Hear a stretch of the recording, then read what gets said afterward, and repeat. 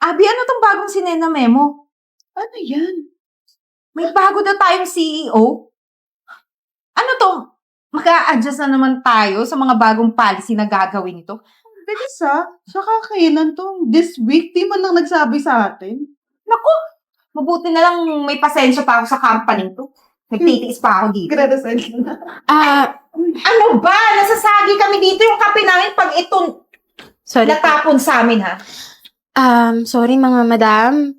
'Di ba, 2:00 na, tapos na po yung lunch break niyo. Bakit nandito pa po kayo sa kantin? Sorry, sino ka ba? Ako po yung bagong janitress. Obvious naman, iba. May map na dala. Oh yeah, well, tama ka naman. Pero janitress ka lang pala. Pero kung baka pang utos ka, kala mo, boss? Kaya nga pakialam mo. Tsaka, alam mo dito, lagi kaming ganito. Nag-overtime kami sa break namin.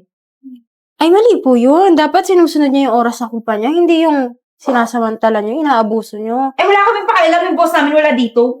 Tsaka di mo rin naman alam ginagawa namin sa trabaho namin. Kaya huwag ka namang alam. Mawalang galang na po, maglilinis po kasi ako. Di maglinis ka sa ibang area. So, bilisan mo ka. Yan, sige. Yan. Ang dumi! Ka pa. Parang ikaw. Yeah. Dumi. Overtime ka na dun dyan.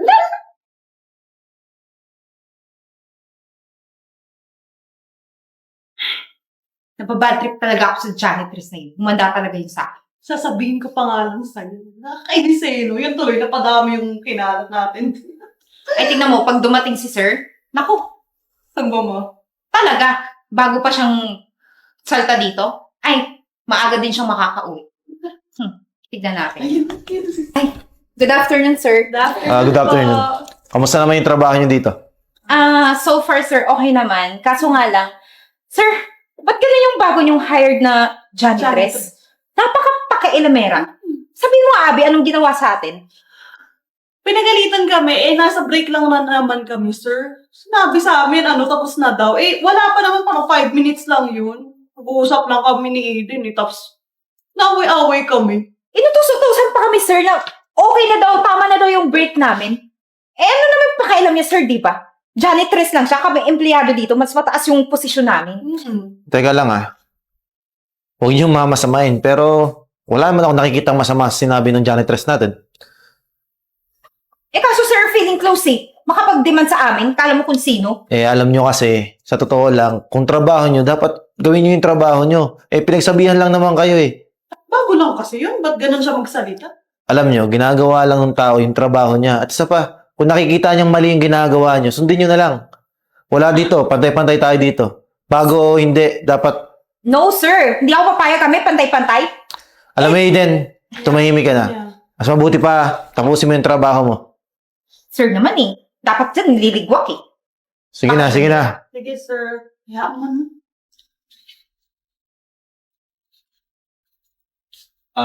Okay ka lang mo dyan? Gusto mo, tulungan na kita? Hindi, sir. Okay lang. Okay na lang. Hindi nga. Okay na lang, sir. O, gusto mo, ikaw na lang, na. Okay lang naman. Wow. Dos po kayo, sir. Teka lang Makukuha niyo pa talaga mong biro. Anong oras na Tapos na yung lunch break niyo. Ba't ngayon lang kayo? Sir, kasi ako biglang sumakit yung tiyan ko after kong kumain Ewan ko dito kay Abby. Alam mo, Eden, tigilan niyo akong dalawa. Malamang chichikahan na naman kayo. Imbis na trabaho yung ginagawa niyo, puro kayo chismisan. Hindi kayo pinapasa ako dito para mag-chismisan Mabuti ba, bumalik kayo sa trabaho niyo. Sir, alam naman namin ginagawa namin Tsaka katatapos lang namin sa isang data na... Kahit na, Eden, huwag ka nang paliwanag. Anong oras na Opo, sir. Opo. Sige na, trabaho na kayo. Thank you, sir. Thank you, sir.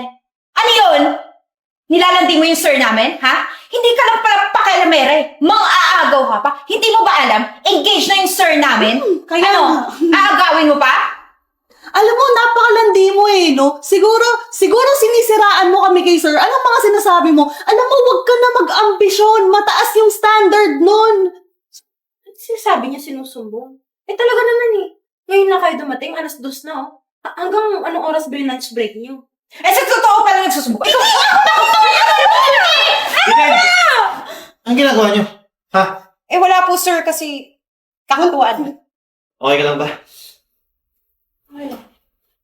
Anyway, bukas pakikilala ko sa inyo yung fiancé ko. At siya na rin yung magiging amo nyo.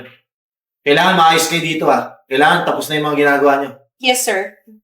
Sige, tigilan nyo na yung pangapin nyo dito O, narinig mo yon? Kasama yung fiancé niya bukas. Kung malis ka na dito, mabutan ka pa nun. Kaya ikaw, humanda ka. Kasi, isusumbong kita bukas at for sure, mapapatalsik ka dito. Ano? Ano? Paalisin mo na yan! May lakas ka pa ng loob? Umalis ka na! Aray! Bastos! Walang modo talaga mga janitress dito.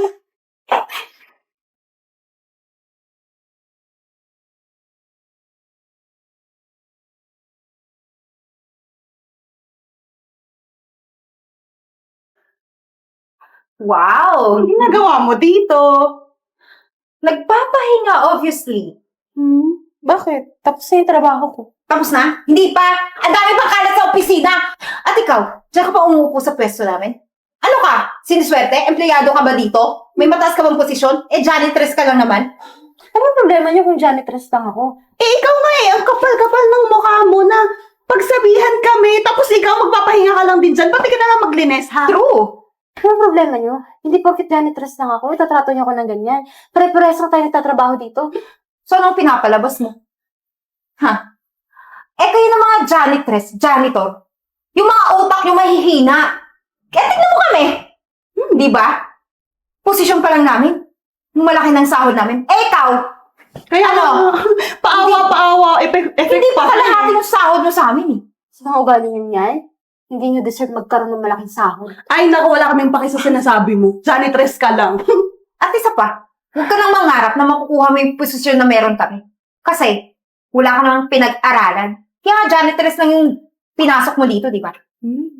Hanggang janitress ka lang. Alam mo, sa mga pinagsasabi namin, may kakapalan talaga yung mukha mo, no? Ako na mag-walk out ako agad Ikaw, nakaupo pa dyan, nakikinig sa amin. Galing mo, no? Yeah, kapal ng mukha. Pero alam mo, sige. Umalis ka na dito, linisan mo yung office namin. Make sure na malinis, ha? Umalis ka na dito kasi sinisira mo yung mood namin. Grabe. Okay, go! Alis na! Woo! Ay, bastos talaga. Yung map na mabaho Miss, Visit talaga patay yan mamaya.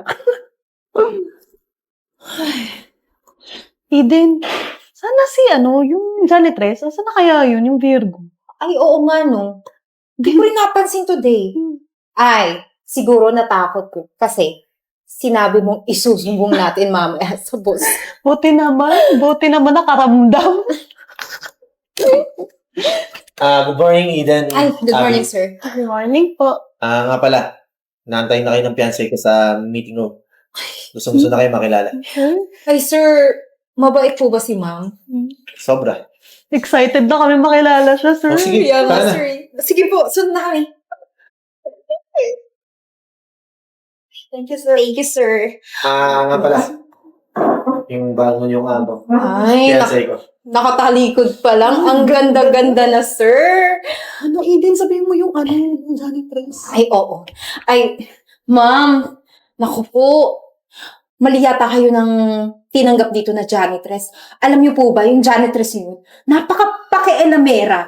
Alam niyo po ba, pinapakain naman, pati break time namin, empleyado lang naman siya dito na may mababang posisyon. Hindi katulad namin, mga, pwede na mag-promote as manager, diba? Tama. Tsaka, ma'am, alam niyo, kung ako sa inyo, patalsikin niyo na yun. Kasi, wala, useless yung pinapasahod niyo sa kanya. At saka makapag-break time, naku, dalawa-dalawa pa yung kape kinukuha sa pantry. Malulugi ka dun, ma'am. Naku. Sabihin mo nilandi si Sir Charles. Ay, oo nga pala. Ito pa, ma'am.